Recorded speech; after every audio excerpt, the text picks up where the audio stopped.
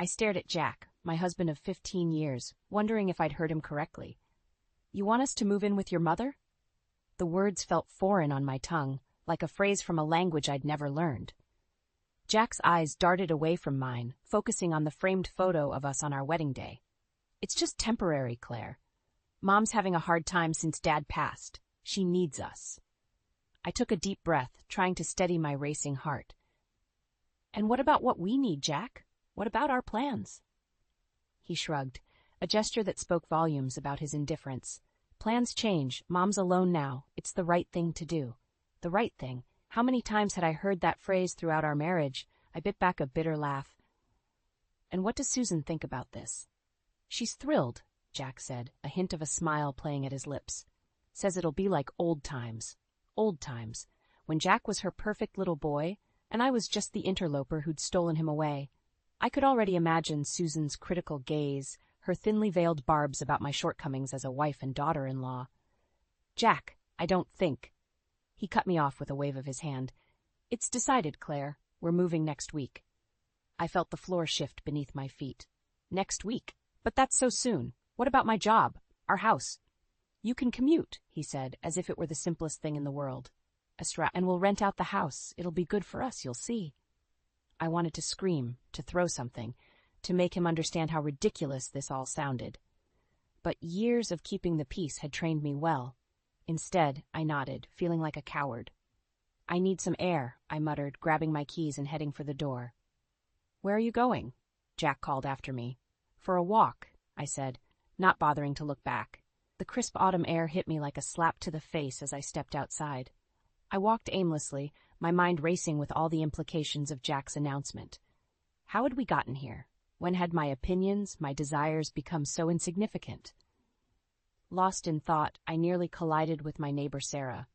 "Whoa there, Claire," she said, steadying me. "You okay? You look like you've seen a ghost." I forced a smile. "Just got some surprising news. Jack wants us to move in with his mother." Sarah's eyes widened. "Susan, the woman who called you a barren disappointment at your last Christmas dinner?" I winced at the memory. "That's the one." "Oh, honey," Sarah said, pulling me into a hug. "What are you going to do?" "I don't know," I admitted, my voice barely above a whisper. "I don't seem to have much choice in the matter."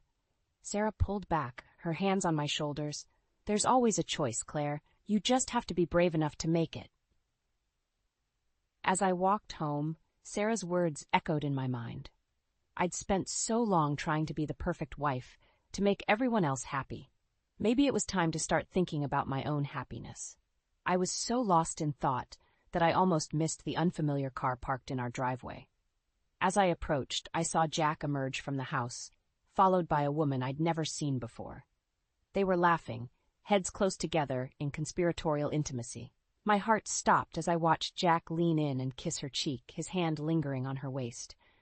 The woman climbed into her car and Jack waved goodbye, a smile on his face I hadn't seen in years. As the car pulled away, Jack turned and saw me standing there. The smile vanished, replaced by a look of panic. "Claire," he said, his voice strained, "I can explain." But in that moment I realized there was nothing left to explain. The perfect life I'd been desperately clinging to had been an illusion all along, and now, standing in the fading light of day, I knew that everything was about to change. The moving van pulled away, leaving me standing in Susan's driveway, surrounded by boxes and the suffocating weight of my new reality. Jack was already inside, probably basking in his mother's adoration. I took a deep breath and stepped through the front door, bracing myself for what lay ahead. "There you are, Claire." Susan's voice rang out, sharp as a knife. "I was beginning to think you'd changed your mind." I forced a smile, just making sure we didn't forget anything.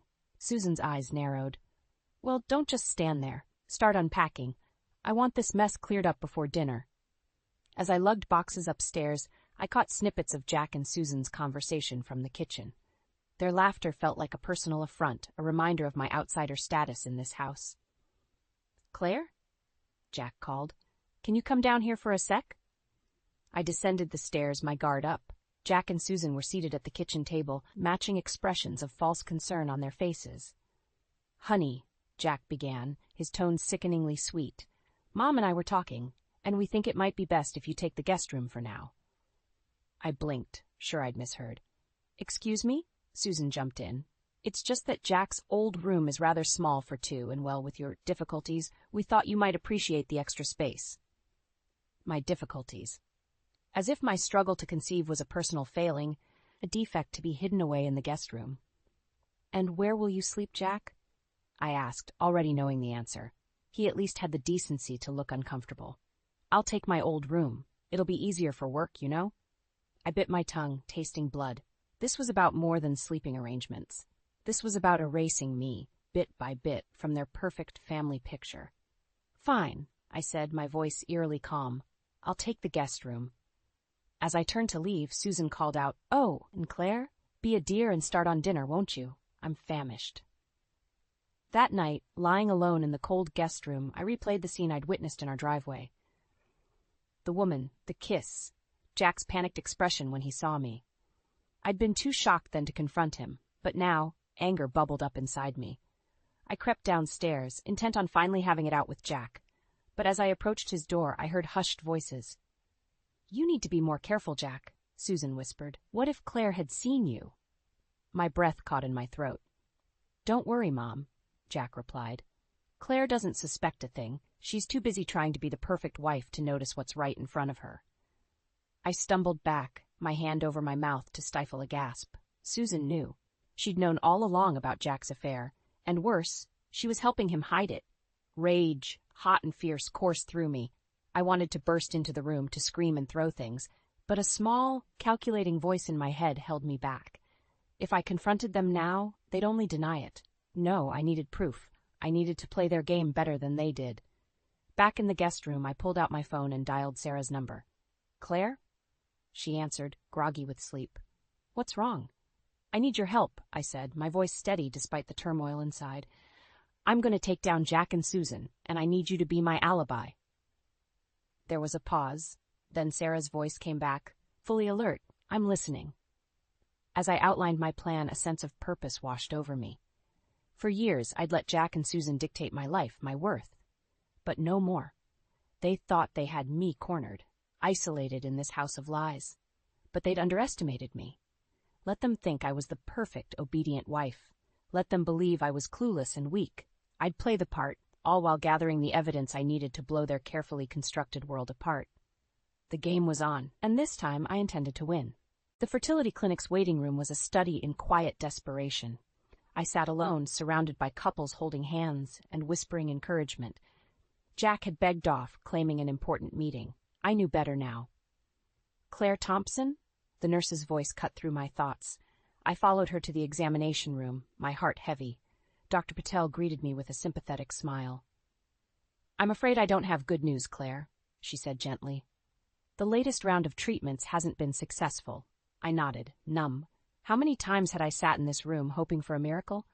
"Have you and Jack considered other options?" Dr. Patel asked. "There are still avenues we could explore." "I'll discuss it with him," I lied, knowing full well that Jack had lost interest in our fertility journey long ago. As I left the clinic, my phone buzzed. A text from Susan, "Dinner at 6. Don't be late." I arrived home to find Susan in the kitchen, a whirlwind of activity. "There you are," she said, barely looking up. "Start chopping those vegetables. Jack's bringing a guest." My stomach clenched. "A guest?" "Yes, his new assistant. Amanda, I think her name is. Lovely girl." I nearly sliced my finger, my hand shaking with sudden realization. "Amanda, the woman from the driveway." "Oh, and Claire?" Susan's voiced with false concern. "You might want to freshen up. You look a bit worn." I bit back a retort and headed upstairs. In the bathroom, I stared at my reflection. The woman looking back at me seemed older, tired. When had I become this shadow of myself? The sound of laughter drifted up from downstairs. I recognized Jack's voice, followed by a lilting female laugh that set my teeth on edge. I descended the stairs slowly, steeling myself. Jack stood in the living room, his arm casually draped over a young woman's shoulders. She was everything I wasn't. Young, vibrant, carefree. "Claire!" Jack called out too loudly. "Come meet Amanda. She's been a godsend at the office." I shook Amanda's hand, noting how she leaned into Jack. "It's so nice to finally meet you," she gushed. "Jack talks about you all the time."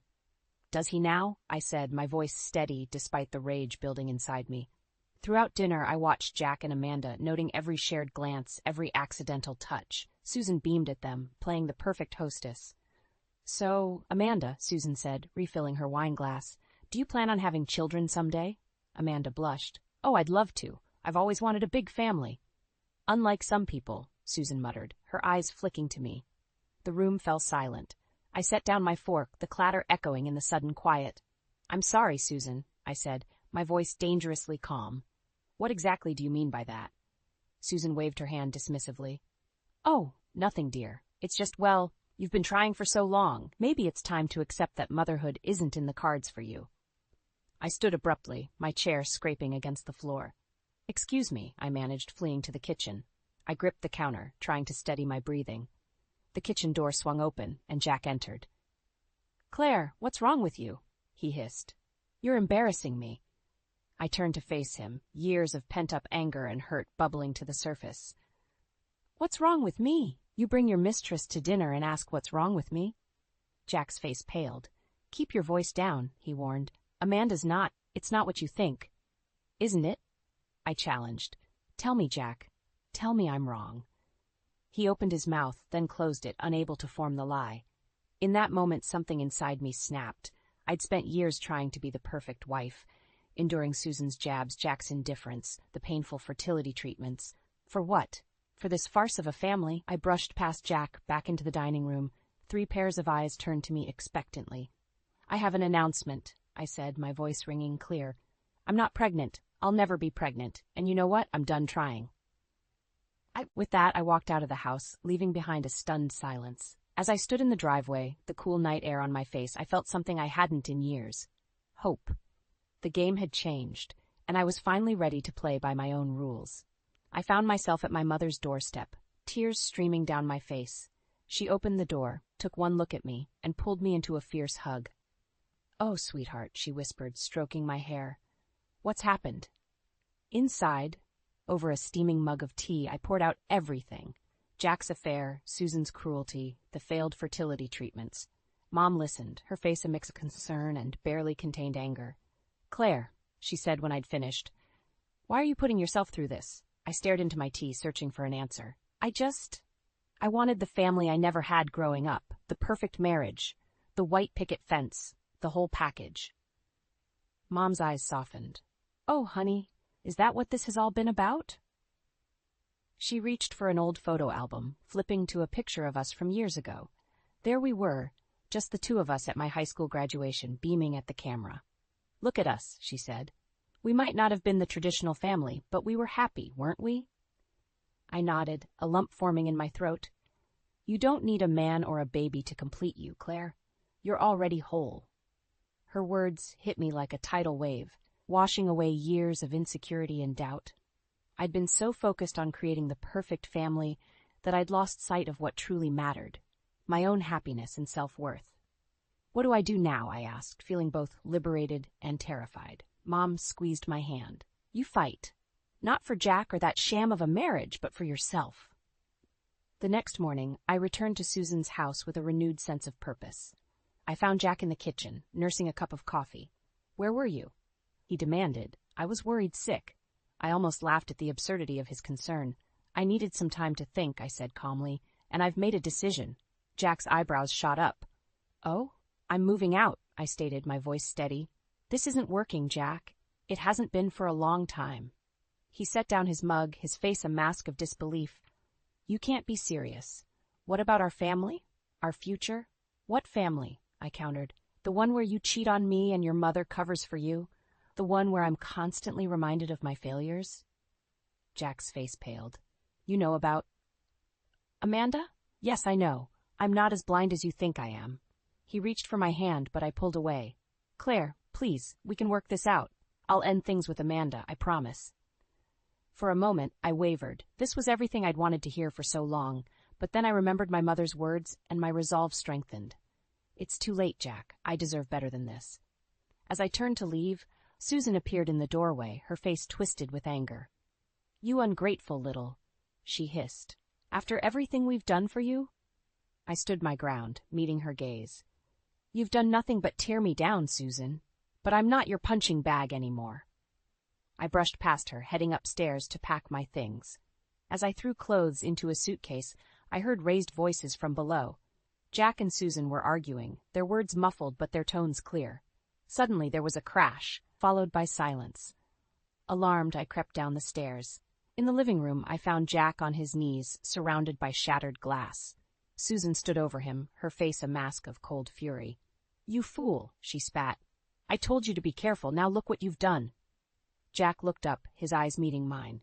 In that moment, I saw something I'd never seen before, fear. "Claire," he whispered, "there's something you need to know." I stood frozen, caught between the urge to flee and a desperate need to uncover the truth. Whatever Jack was about to reveal, I knew it would change everything. Taking a deep breath, I stepped into the room, ready to face whatever came next. I stood in the living room, my heart pounding as I waited for Jack to speak. Susan's eyes darted between us, a mix of fury and fear in her gaze. "Claire," Jack began, his voice trembling, I can't have children." The words hung in the air, heavy and suffocating. I felt as if the floor had disappeared beneath my feet. "What?" I whispered, struggling to comprehend. Jack couldn't meet my eyes. "I've known for years, long before we got married." The room spun around me as the implications sank in. All those fertility treatments, the disappointments, the blame I'd shouldered, it had all been for nothing. "You let me think it was my fault," I said, my voice rising. "You watched me go through treatment after treatment, knowing all along." Susan stepped forward, her face a mask of cold indifference. "It was for the best. Claire, we couldn't let people know Jack was defective." I recoiled at her words, disgust rising in my throat. "So you both decided to let me suffer instead? To make me feel like a failure?" Jack reached for me, but I jerked away. "I'm sorry, Claire. I was afraid you'd leave me if you knew the truth." A bitter laugh escaped me. "And this was better? Lying to me for years, making me think I was broken?" "You don't understand," Susan hissed. "Our family name, our reputation." "Your reputation?" I cut her off, fury building inside me. "Is that all you care about?" Suddenly, a memory flashed through my mind. Susan's smug face as she introduced Amanda at dinner. The pieces clicked into place with sickening clarity. "That's why you brought Amanda into our lives," I said, turning to Susan. "You were trying to get Jack an heir, weren't you? With or without my knowledge." The guilty look that passed between Jack and Susan confirmed my suspicions. I felt physically ill. "How long?" I demanded. "How long have you been planning this?" Jack's silence was answer enough. I turned to leave, unable to bear another moment in their presence. "Claire, wait," Jack called after me. "Please, we can work this out. We can adopt or—" I whirled around, years of pent-up anger and hurt pouring out. "Work what out, Jack?" "The years of lies, the manipulation, the fact that your mother was basically pimping you out to your assistant?" Susan gasped, affronted. "How dare you? Everything I've done has been for this family." "No," I said, my voice cold. "Everything you've done has been for yourself, for your precious reputation." I turned to Jack, seeing him clearly for the first time. "And you? You're no better. You were willing to let me believe I was the problem rather than face the truth." Jack's face crumpled. "I love you, Claire. Please don't go." For a moment, I wavered. Despite everything, a part of me still longed for the life I'd dreamed of, the family I'd never had. But then I remembered my mother's words. I was already whole. "Love isn't supposed to hurt like this," I said softly. "It's not supposed to make you feel small and worthless." I walked to the door, pausing with my hand on the knob. "I'm leaving," I announced. "Not just this house, but this marriage. I deserve better than lies and manipulation." Susan sneered. "And where will you go? You have nothing without us." I met her gaze, standing tall. "I have myself, and that's more than enough." As I stepped out into the cool evening air, I felt a weight lift from my shoulders. The road ahead was uncertain, but for the first time in years, I felt truly free. My phone buzzed in my pocket, a text from Sarah. "How'd it go? Do you need backup?" I smiled, realizing I wasn't as alone as I'd thought. With newfound determination, I typed my reply. "It's over. Can I crash at your place tonight? We have some planning to do." As I hit send, I knew one thing for certain. This was just the beginning of my story, not the end. I'd been staying at Sarah's for a week, plotting my next move when the call came. Jack's voice crackled through the speaker, urgent and pleading. "Claire, please, we need to talk. Mom's in the hospital." My first instinct was to hang up, but something in his tone gave me pause. What happened? She collapsed. The doctors, they're not sure. Please, Claire, I need you. Against my better judgment, I found myself agreeing to meet him at the hospital. As I walked through the sterile corridors, my mind raced. Was this another manipulation? A ploy to get me back? I found Jack in the waiting room, his face pale and drawn. For a moment, I saw a glimpse of the man I'd fallen in love with, vulnerable and lost. How is she? I asked, keeping my distance. Stable for now. They're running tests. He looked up at me, his eyes red-rimmed. Thank you for coming. We sat in uncomfortable silence until a doctor approached. Mr. Thompson, your mother is awake. She's asking for both of you. Surprised, I followed Jack to Susan's room. She lay in the hospital bed, looking smaller and frailer than I'd ever seen her. Her eyes locked onto mine as we entered. Claire, she said, her voice weak. I need to tell you something. Jack tensed beside me. Mom, maybe now's not the time. No, Susan interrupted. She needs to know. I can't carry this anymore. I stepped closer, curiosity overriding my caution. What is it, Susan? She took a shaky breath. Jack's affair. It wasn't his idea. It was mine. The room seemed to tilt on its axis. What? I pushed him into it, Susan continued, tears forming in her eyes. I thought if he got another woman pregnant, we could pass the child off as yours. Save the family name. I staggered back, feeling as if I'd been physically struck. You orchestrated all of this? Jack reached for me, his face a mask of shame. Claire, I'm so sorry. I should have stood up to her, should have told you the truth. But I was beyond hearing his apologies. Years of pain, humiliation, and self-doubt crashed over me like a tidal wave. Every snide comment, every accidental meeting with Amanda, every fertility treatment I'd endured, it had all been part of their sick plan. How could you? I whispered, my voice shaking with rage. How could you do this to me? Susan's face crumpled. I was trying to protect our family, our legacy. I never meant what? I cut her off, my voice rising. Never meant to destroy my self-esteem? Never meant to make me feel worthless and broken? Never meant for me to find out? Jack stepped between us. Claire, please, she's sick. We can talk about this later.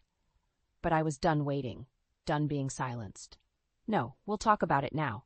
You both used me, manipulated me, lied to me for years. And for what? Your precious family name? I turned to Susan, years of pent-up anger pouring out. You know what, Susan? You didn't just fail to protect your family. You destroyed it. Congratulations. With that, I stormed out of the room, ignoring Jack's calls behind me. In the hallway, I leaned against the wall, struggling to breathe. The weight of their betrayal pressed down on me, threatening to crush me entirely. But beneath the pain and anger, I felt something else stirring, a fierce determination. They had taken so much from me, but I refused to let them take anything more. My phone buzzed. A text from Sarah. Everything okay? Need an escape plan? I smiled grimly, a plan forming in my mind. It was time to take back control, to show Jack and Susan exactly what I was capable of. I typed back, meet me at the house. It's time to end this, on my terms. As I left the hospital, I felt a strange calm settle over me. The final battle was coming, and this time, I was ready for war. The dining room buzzed with chatter as our friends gathered for what they thought was a simple dinner party. Little did they know, they were about to witness the implosion of my marriage. I moved through the room, a forced smile plastered on my face, my heart pounding so hard I was sure everyone could hear it. Jack hovered nearby, his eyes following me nervously. He knew something was off, but he couldn't quite put his finger on it. Claire, darling. Susan's saccharine voice cut through the noise. She'd insisted on attending, despite her recent hospital stay. Everything looks lovely. I turned to her, my smile never wavering. Thank you, Susan. I'm so glad you could make it. As our guests took their seats, I caught Sarah's eye across the table. She gave me a subtle nod, reminding me of our plan. I took a deep breath, steeling myself for what was to come. Jack stood to make a toast, raising his glass. To friends, family, and new beginnings, he said, his eyes meeting mine in a silent plea. I let him finish, waiting for the perfect moment. As the clinking of glasses subsided, I slowly rose to my feet. I'd like to make a toast as well, I announced, my voice steady despite my racing pulse. Jack's face paled. Claire, what are you doing? I ignored him, addressing our friends instead. I want to thank you all for being here tonight. Your friendship has meant the world to me, especially during difficult times." A hush fell over the room. I could feel all eyes on me waiting. "You see," I continued, "Jack and I have been going through some challenges lately, fertility issues among other things." Susan shifted uncomfortably in her seat. "Claire, perhaps this isn't the time." "Oh, I think it's the perfect time, Susan," I cut her off, my voice sharp. "After all, you've played such a crucial role in our marriage. Why don't you tell everyone about your brilliant plan?" Jack stood abruptly, his chair scraping against the floor. "Claire, stop this, now." But I was beyond stopping. Years of pain and anger fueled my words. "Did you know that Jack can't have children? That all those fertility treatments I went through were for nothing?" Gasps and murmurs rippled through the room. Jack's face was ashen, his eyes pleading. "But that's not even the best part," I pressed on, my voice rising. "Tell them, Jack. Tell them about Amanda." "Who's Amanda?" someone asked. I laughed, a bitter sound. "Oh, just the woman Jack's been sleeping with. At his mother's suggestion, I might add." The room erupted into chaos. Friends looked between Jack and me, shock and disbelief on their faces. Susan attempted to interject, but I silenced her with a glare. "You see, Susan here thought it would be a great idea for Jack to get another woman pregnant, pass the baby off as mine to save the precious family name." Jack lunged forward, grabbing my arm. "Claire, that's enough." I wrenched away from him, tears stinging my eyes. "No, Jack, it's not nearly enough. For years, I've been manipulated, lied to, made to feel worthless. Well, I'm done." I turned to our stunned friends. "I'm sorry you all had to witness this, but I couldn't let their lies continue. I couldn't let them win." The room fell silent, the weight of my words hanging heavy in the air. Jack stood frozen, his face a mask of shock and shame. Susan had her head in her hands, her carefully constructed world crumbling around her. As I looked around at the faces of our friends, some sympathetic, others horrified, I felt a strange sense of calm wash over me. The truth was out. There was no going back now. "I think it's time for me to go," I said quietly, gathering my things. As I walked towards the door, I heard Jack's broken voice behind me. "Claire, please, don't leave."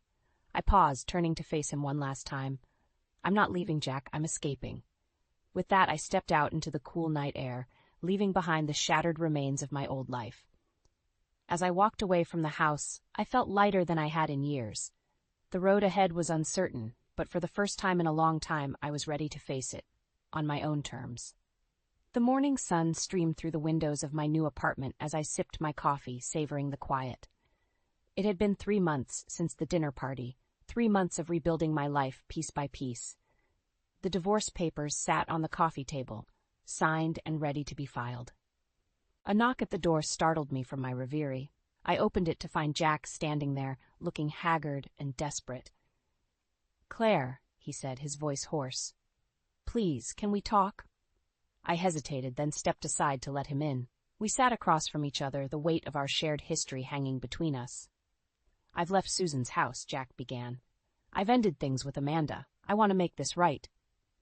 I studied him, searching for any trace of the man I'd once loved. "It's too late for that, Jack. You know that, don't you?" He nodded, his eyes filling with tears. "I know. I don't know how to live without you." For a moment, I felt a flicker of the old longing, the desire to comfort him. But then I remembered all the lies, all the pain. "You'll learn," I said firmly, "just like I did." Jack's gaze fell on the divorce papers. "So this is really it, then?" I nodded, feeling a strange mix of sadness and relief. "It is. I hope you find happiness, Jack, but it won't be with me." As he left, I felt a chapter of my life closing. But instead of grief, I felt a surge of excitement for what lay ahead. Later that day, I met Sarah for lunch. She grinned as I approached, raising her glass in a toast. "To new beginnings," she said. I clinked my glass against hers, smiling. "And to true friends." As we ate, Sarah leaned in conspiratorially. "So, have you thought about what's next? The world's your oyster now, Claire." I paused, considering. "You know, I think I might go back to school, finish that degree I put on hold when I got married." Sarah beamed. "That's my girl. Show them what you're made of." As we finished our meal, my phone buzzed. A text from my mother. "Proud of you, sweetheart. Dinner tonight?" Warmth spread through my chest. Throughout this ordeal, my mother had been my rock, reminding me of the strength I'd inherited from her. That evening, as we sat in her cozy kitchen, Mom reached across the table and squeezed my hand. "How are you really doing, Claire?" she asked, her eyes searching mine. I took a deep breath, considering the question. "I'm okay," I said slowly. "Better than okay, actually. For the first time in years, I feel like myself again." Mom nodded, understanding in her eyes. "You know, when your father left, I thought my world had ended, but it was just beginning. Sometimes we have to lose everything to find ourselves." Her words resonated deep within me. I thought of all the years I'd spent trying to fit into the mold of the perfect wife, the perfect daughter-in-law, how I'd lost myself in the process. "I think I'm ready to start living for myself," I said, surprised by the conviction in my voice. Mom smiled, pride shining in her eyes. "That's my brave girl." As I drove home that night, I felt a sense of peace settle over me. The road ahead was uncertain, but for the first time in years, I was excited about the journey. Back in my apartment, I stood by the window, looking out at the city lights. I thought of Jack, of Susan, of the life I'd left behind. There was sadness there, yes, but also a profound sense of freedom. I picked up a framed photo from my bedside table. Me at my college graduation, young and full of dreams. I traced my younger self's smile, remembering the hope and ambition I'd once had. "Time to dream again," I whispered to myself. As I got ready for bed, I caught my reflection in the mirror. The woman looking back at me was older, wiser, with a few more lines around her eyes. But there was a spark there that I hadn't seen in years, a spark of possibility, of life yet to be lived. I smiled at my reflection, feeling a surge of excitement for the future. The journey wouldn't be easy, but I was ready for it, ready to rediscover the woman I'd always been meant to be. As I drifted off to sleep, one thought echoed in my mind. This isn't the end of my story, it's just the beginning.